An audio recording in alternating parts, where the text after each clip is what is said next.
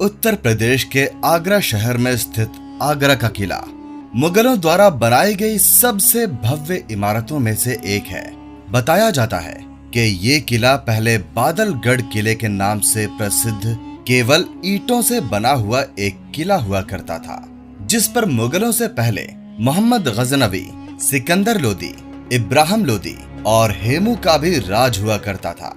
लेकिन उस समय तक ये किला खंडहर के रूप में तब्दील हो चुका था।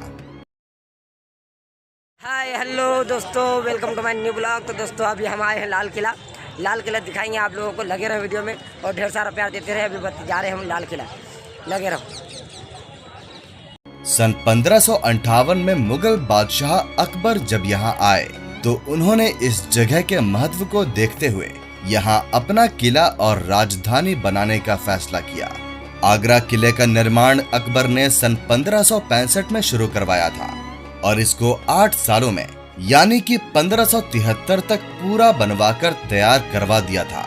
बाद में उनके उत्तराधिकारी मुगल बादशाहों ने यानी कि जहांगीर, शाहजहां और औरंगजेब ने इस किले का विस्तार और नवीनीकरण का काम अगले 95 साल तक करवाया और सन 1660 में आखिरकार इसको वो रूप मिला जो आज आप देख पा रहे हैं। बताया जाता है कि उस समय इस किले को 4000 कारीगरों की मदद से 35 लाख रुपए में बनाकर तैयार करवाया गया था। 2.5 किलोमीटर के विशाल क्षेत्र में फैले हुए इस किले का 75% एरिया इंडियन आर्मी के अंडर में है, जो कि मुगल काल में मुगल आर्मी के अंडर में और अंग्रेजों के समय में ब्रिटिश आर्मी के अंडर में हुआ करता था। सफेद संगमरमर और लाल बलुआ पत्थर से बनाए गए इस किले को मुगल और हिंदू दोनों ही शैलियों से मिलाकर बनाया गया है। शाहजहां और मुमताज के लिए यहाँ बनाए गए इस खास महल में इतनी खूबसूरत नक्काशी की गई है कि आप इसको देखते रह जाएंगे। किसी जमाने में यहाँ की दीवारों पर गोल्ड और कई तरह के बहुमूल्य रत्न लगे हुए थे और जब यहाँ मशालें जलाई जाती थी तो ये पूरा महल रंग बिरंगी रोशनी से जगमगा उठता था और यहाँ का नजारा देखने लायक हुआ करता था।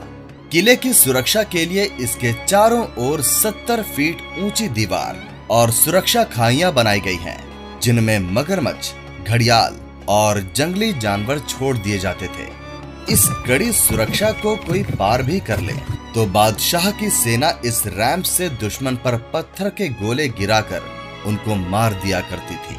उस जमाने में यहाँ क्रॉस वेंटिलेशन और महल को ठंडा रखने के लिए ऐसा इंतजाम किया गया था जिसके बारे में जानकर आप हैरान हो जाएंगे। यही नहीं बल्कि यहाँ बना ये ड्रेनेज सिस्टम और यहाँ इन फव्वारों को चलाने की टेक्नोलॉजी भी इतनी अद्भुत है कि आप सोचने पर मजबूर हो जाएंगे कि उस जमाने के लोग कितने कुशल थे। इस किले में बनी इमारतें आज भी मुगल राजशाही को बखूबी दर्शाती है। फिर चाहे वो खास लोगों के साथ मीटिंग के लिए बना ये दीवाने खास हो, आम जनता को सुनने के लिए बनाया गया ये दीवाने आम हो, शाहजहां की बेटियों के लिए बनाए गए खूबसूरत महल हो, या फिर किसी जमाने में इस मैदान की शोभा बढ़ाने वाला मीना बाजार। यहाँ आपको एक से एक खूबसूरत महल और उनमें की गई सुंदर कलाकारी देखने के लिए मिल जाएगी, जो पूरी तरह से अपने असली रूप में नहीं दिखाई देती है, क्योंकि उनमें से कुछ को अंग्रेजों ने नष्ट कर दिया और कुछ को हमारे लोकल पर्यटक ने। इसी आगरा के किले में औरंगजेब ने मराठा योद्धा छत्रपति शिवाजी महाराज को छल से आगरा बुलाकर 3 महीने तक बंदी भी बनाकर रखा था। इस किले के इतिहास से जुड़ी सबसे हैरान करने वाली बात यह है कि औरंगजेब ने अपने पिता शाहजहां को भी इसी किले में 8 साल तक मुसम्मन बुर्ज में नजर बंद करके रखा था। और ऐसा उसने क्यों किया था, उसके बारे में विस्तार से मैं आपको इस वीडियो में बताऊंगा। नमस्कार दोस्तों, बहुत बहुत स्वागत है आपका मेरे चैनल में और मैं आपको लेकर जाने वाला हूं आगरा के ऐतिहासिक किले में और इससे जुड़ा इतिहास और रोचक तथ्य मैं आपको इस वीडियो में बताने वाला हूं।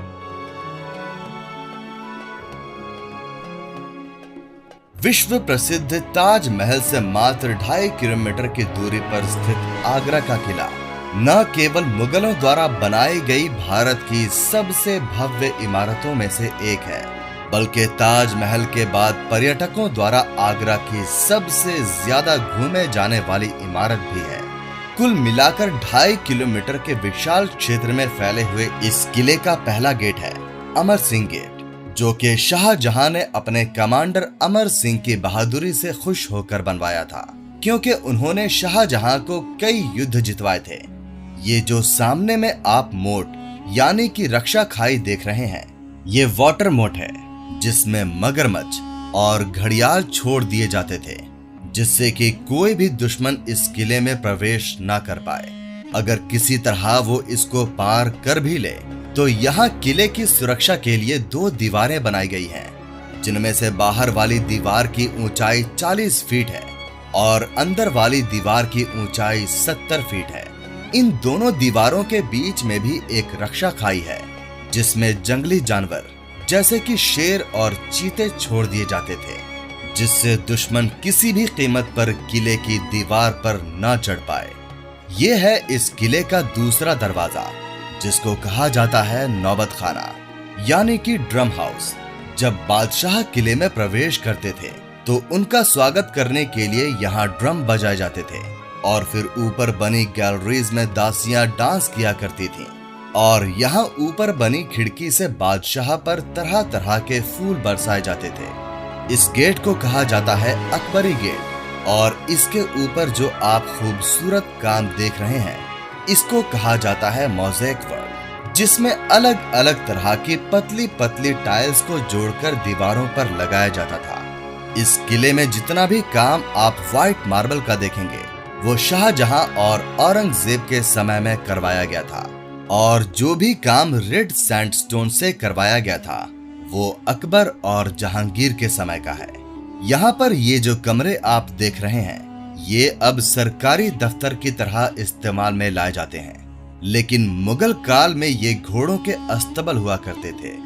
यहाँ जमीन पर जो आप कटिंग देख रहे हैं, ये कोई डिजाइन नहीं है, बल्कि ये उस जमाने के स्पीड ब्रेकर हैं, जिससे कि जब हाथी और घोड़े यहाँ चढ़ें या नीचे उतरें तो उनके पैर ना फिसलें। यहाँ खड़े होकर अगर आप ताली बजाते हैं तो आपको इको साउंड सुनाई देगी, क्योंकि ये दोनों ही दीवारें खोखली हैं। इनको खोखला बनाने का कारण ये था कि अगर सारे दरवाजे पार करके किसी तरह दुश्मन यहाँ तक पहुँच भी जाए तो उनके घोड़ों के पैरों की आवाज से बादशाह की सेना सतर्क हो जाए। ऐसी स्थिति में दुश्मन पर वार करने के लिए ऊपर से पत्थर के बड़े बड़े गोले फेंक दिए जाते थे। अगर दुश्मन दीवारों का सहारा लेने की कोशिश करते थे तो एक तरफ से गर्म तेल और दूसरी तरफ से गर्म पानी गिराया जाता था, जिससे कि वो फिसल कर गिर जाएं और पत्थर के गोलों के नीचे आकर मर जाएं। इस गेट को कहा जाता है एलिफेंट गेट और यहीं से हम इस किले के बाहर आएंगे। यहाँ दाएं ओर में जो आप दीवार देखेंगे, वहां पर अकबरी महल हुआ करता था, लेकिन 1761 में जब भरतपुर के जाट राजा सूरजमल ने यहाँ आक्रमण किया था, तब उन्होंने ये पूरा महल ध्वस्त कर दिया था। ऊपर में जो जगह आप देख रहे हैं, वहाँ मुगल सैनिक खड़े होकर किले की सुरक्षा किया करते थे और युद्ध की स्थिति में वहां से दुश्मनों पर तीर भाले वगैरह चलाया करते थे। ये है जहांगीर का बाथ टब यानी कि स्नान कुंड, जो कि उनको उनके पहले जन्मदिन पर उनके मामा ने उपहार में दिया था। ये एक सिंगल पीस स्टोन में बनाया गया है और इसमें कोई जॉइंट नहीं है। इसमें चढ़ने उतरने के लिए 3 सीढ़ियां बाहर और 3 सीढ़ियां अंदर की तरफ दी गई हैं। जहांगीर जब छोटे थे तब उनकी दासियां उनको इसमें स्नान करवाया करती थीं, लेकिन जब वो बड़े हुए तो वो इन सीढ़ियों की मदद से खुद अंदर जाकर नहा लिया करते थे। ये बाथ टब पहले अकबरी महल में रखा रहता था, लेकिन सरकार ने पर्यटकों को दिखाने के लिए इसको बाद में यहाँ रख दिया। ये जो सामने में आप महल देख रहे हैं, ये है इस किले का पहला महल, जिसको कहा जाता है जहांगीर महल, जो कि अकबर ने अपने बेटे जहांगीर के लिए बनवाया था। इस गेट को बनाने के लिए राजस्थानी आर्किटेक्चर का उपयोग किया गया है। इस गेट में प्रवेश करने के बाद ये जो लकड़ी के दरवाजे आप देखेंगे, ये मुगल काल के नहीं हैं, बल्कि ये अंग्रेजों के समय में लगाए गए थे। मुगल काल में यहाँ दरवाजे नहीं होते थे, बल्कि यहाँ दरबारी खड़े हुआ करते थे। बादशाह जैसे ही अंदर प्रवेश करते थे तो दोनों तरफ में बने प्लेटफॉर्म से दासियां फूल बरसाकर उनका स्वागत किया करती थी। तो अब हम प्रवेश कर चुके हैं जहांगीर महल में, जिसको रंग महल के नाम से भी जाना जाता है। ऐसा इसीलिए क्योंकि उस जमाने में जब यहाँ कोई भी त्योहार या कार्यक्रम आयोजित किया जाता था, तब यहाँ डांसिंग प्रोग्राम के लिए डांसर्स बुलाई जाती थीं, जो कि रंग बिरंगे वस्त्र पहनकर यहाँ नृत्य किया करती थीं। सबसे ऊपर वाले हिस्से में बादशाह बैठा करते थे और उसके नीचे में जो आपको आर्च नजर आ रहे हैं, वहाँ उनकी दासियां बैठकर यहाँ होने वाले कार्यक्रमों का आनंद लिया करती थीं। ये उस जमाने का डाइनिंग हॉल है, जहाँ बैठकर बादशाह खाना खाया करते थे। यहाँ जो दरवाजा आप देख रहे हैं, इसके पीछे में रसोई घर हुआ करता था, जहाँ जोधाबाई अपने हाथों से खाना बनाया करती थी। यहाँ ऊपर जाने के लिए सीढ़ियां भी दी गई हैं, लेकिन अब इनको स्थायी रूप से बंद कर दिया गया है।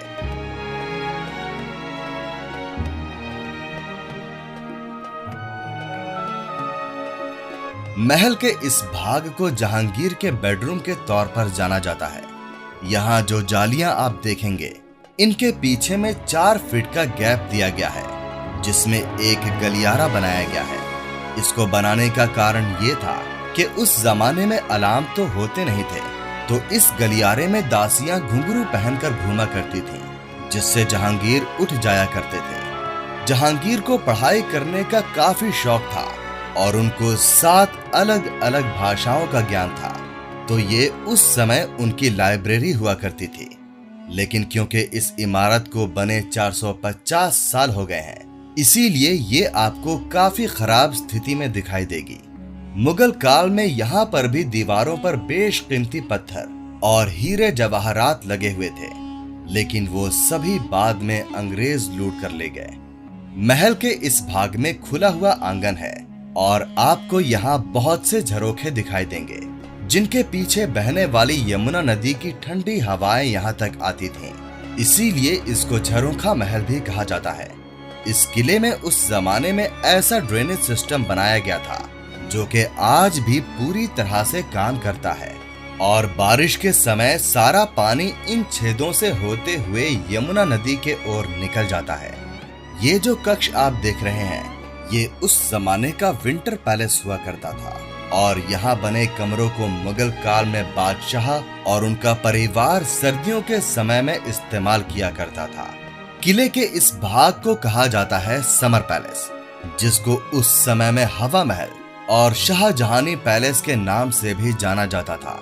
इसमें 3 कमरे दिए गए और बड़ी खूबसूरती से ये आर्चनुमा गेट्स बनाए गए हैं। इसकी छत पर डायमंड शेप का डिजाइन बनाया गया है, जिसमें उस जमाने में शीशे लगे हुए थे। इसके नीचे में मशालें जलाई जाती थी और जब मशाल की रोशनी यहाँ लगे शीशों पर पड़ती थी, तो ये पूरा महल रोशनी से जगमगा उठता था। यहाँ इस दरवाजे के दोनों तरफ जो दीवार आप देखेंगे, इन्हें खोखला बनाया गया है। ये डबल वॉल है, जिसके बीच में 2 फुट का गैप है। उस जमाने में इन दीवारों को बनाने के लिए मुल्तानी मिट्टी, चने की दाल, उड़द की दाल, गुड़ और चूने का इस्तेमाल किया गया था। इसके ऊपर में पानी का टैंक हुआ करता था, जिससे दीवारों के बीच के गैप में पानी भरा जाता था। यही वजह थी कि भले ही यहाँ कितनी भी गर्मी क्यों ना हो, यहाँ की दीवारें हमेशा ठंडी रहती हैं। उस समय में यहाँ चारों ओर पर्दे लगाए जाते थे। तो आप सोच रहे होंगे कि फिर हवा कहाँ से आती थी? तो यहाँ से थोड़ा आगे चलने पर हम यहाँ की मैजिक विंडो का कमाल देखेंगे। उससे पहले मैं आपको बताता हूँ कि दीवारों के भी कान होते हैं। ये कहावत यहाँ बिल्कुल सही बैठती है, क्योंकि यहाँ अगर आप इस तरह से दीवार के पास जाकर बात करते हैं, तो सामने वाली दीवार पर आपको एक एक बात बिल्कुल साफ सुनाई देगी। अगर आपने मेरा अकबर के मकबरे का वीडियो देखा है, तो आपको याद होगा कि वहां भी ठीक इसी तरह की दीवारें बनाई गई हैं। आइए अब आपको वो मैजिक विंडो दिखाता हूँ जिसका थोड़ी देर पहले मैंने जिक्र किया था। अगर मैं आपसे पूछूं कि ऊपर में जो खिड़की आप देख रहे हैं ये खुली है या बंद है, तो आपका जवाब यही होगा कि ये बंद है। तो मैं अंदर जाकर एक कागज का टुकड़ा फेंकूंगा और आप देखेंगे कि वो बाहर आ जाएगा। तो आपने देखा कि खिड़की बंद है, लेकिन वो कागज का टुकड़ा यहाँ आ गया। चलिए अब इस खिड़की को अंदर चलकर देखते हैं। तो आप देखेंगे कि अंदर से इसको इस तरह से क्रॉस वेंटिलेशन के लिए बनाया हुआ है, जिससे यमुना नदी की तरफ से आने वाली ठंडी हवाएं इस महल के वातावरण को ठंडा किया करती थीं। इस महल में कोई दरवाजे नहीं हुआ करते थे, बल्कि यहाँ पर पर्दे लगाए जाते थे। इसीलिए आप ऊपर में देखेंगे कि पर्दे टांगने के लिए कड़े लगे हुए हैं। महल के इस भाग में आप देखेंगे कि सारा मार्बल का काम किया गया है, जो कि शाहजहां के समय का है। शाहजहां के 14 बच्चे थे, जिनमें से 8 की मृत्यु हो गई थी, और जो 6 बचे थे उनमें से 4 बेटे और 2 बेटियां थी। शाहजहां की बेटियों का नाम था रोशनारा और जहानारा। दोनों ही बहनों की शादी नहीं हुई थी, लेकिन शाहजहां ने दोनों के लिए यहाँ महल बनवाए थे। ये सामने में जो महल आप देख रहे हैं ये है रोशनारा महल। इसको पालकी के आकार में बनाया गया है। इसके ऊपर में फिलहाल तो आपको पीतल लगा हुआ दिखाई देगा, लेकिन मुगल काल में यहाँ पर सोना लगाया गया था। सन 1803 में जब अंग्रेजों ने यहाँ पर अटैक किया तो उन्होंने यहाँ से सारा सोना पिघला कर निकाल लिया और यहाँ पीतल लगवा दिया। तो इस रोशनारा महल को बाहर से ही नहीं बल्कि अंदर से भी बहुत खूबसूरत बनाया गया है, और इसके अंदर में बहुत ही सुंदर काम करवाया गया है। यहाँ ऊपर से भी आपको वो मोट दिखा देता हूँ जो मैंने आपको बाहर से दिखाने की कोशिश की थी। यहाँ जो सबसे पहला मोट आप देखेंगे ये वाटर मोट है। इसके अंदर में मगरमच्छ और घड़ियाल छोड़ दिए जाते थे। दूसरा मोट जहाँ पर आपको पेड़ नजर आ रहे हैं वहां पर जंगली जानवर जैसे शेर चीते हुआ करते थे। प्लेटफॉर्म के ऊपर में जो छेद आपको नजर आएंगे, मुगल काल में वहां सैनिक तीर कमान लेकर तैनात रहा करते थे। तो किले को ऐसी सुरक्षा दी गई थी जिससे कोई भी शत्रु किसी भी तरफ से किले में प्रवेश न कर सके। ये जो बगीचा आप देख रहे हैं इसको कहा जाता है अंगूरी बाग, और यहाँ पर अभी मौसम के अनुसार फूल पौधे लगाए जाते हैं, लेकिन मुगल काल में यहाँ पर अंगूर उगाए जाते थे, जिसके लिए लाल मिट्टी कश्मीर से मंगवाई जाती थी। जहांगीर को वाइन पीने का काफी शौक था, इसीलिए यहाँ उगाए जाने वाले अंगूरों से उनके लिए वाइन बनाई जाती थी। यहाँ जितने भी कमरे आप देख रहे हैं ये हरम का एरिया है, जहाँ पर जहांगीर की अनऑफिशियल वाइफ्स रहा करती थीं। यहाँ पर जो फाउंटेन आप देख रहे हैं इनको चलाने के लिए उस समय ऊपर की तरफ में थोड़ा ऊंचाई पर कोन शेप के बड़े बड़े वाटर टैंक बनाए गए थे। इन टैंक्स में ऊपर से पानी भरा जाता था और नीचे से रस्सी से इनका मुंह बंद कर दिया जाता था। जब बादशाह या उनके खास मेहमान यहाँ आने वाले होते थे उससे पहले वो रस्सी खींच दी जाती थी, और प्रेशर से पानी जब नीचे आता था तो फव्वारे चल पड़ते थे। जब इस फाउंटेन का टैंक पूरा भर जाता था तो इसका पानी अंदर ही अंदर बहकर बीच में बने उस फाउंटेन टैंक में पहुंचता था, और फिर वो भी चल पड़ता था, और यहाँ का वातावरण बहुत ही खुशनुमा हो जाता था। ये जो सामने वाली इमारत आप देख रहे हैं ये इस किले की सबसे महंगी इमारत है, और इसको कहा जाता है खास महल। तो ये है शाहजहां और मुमताज महल का बेडरूम, और इसीलिए इसका नाम खास महल रखा गया है। यहाँ पर आप काफी सारी पेंटिंग्स देखेंगे जो कि